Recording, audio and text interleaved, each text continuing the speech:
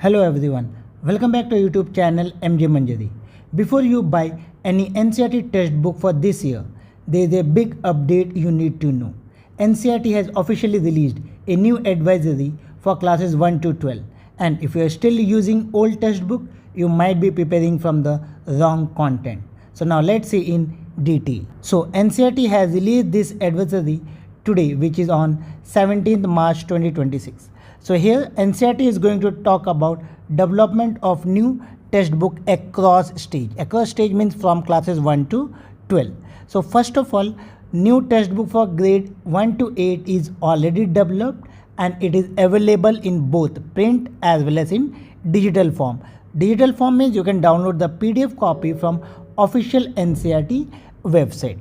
Now, for grade 9, they are going to release new textbook for this session only for 26-27, and they have already released the draft syllabus for grade 9, which is available on official NCERT website for reference as well as feedback. And for grade 9, teachers should make sure that prerequisite learning of student is adequate before initiating new syllabus and textbook.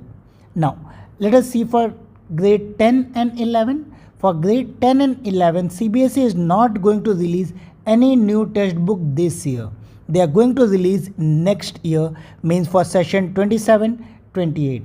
For this year, existing textbook for grade 10 and 11 will continue. So all the stakeholders are requested to take note of this and ensure smooth implementation during this transition phase.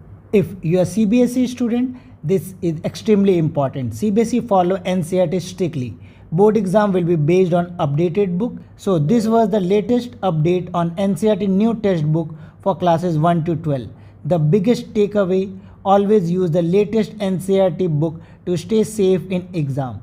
If you found this video helpful, don't forget to like it, hype it, share and subscribe for more CBSE update.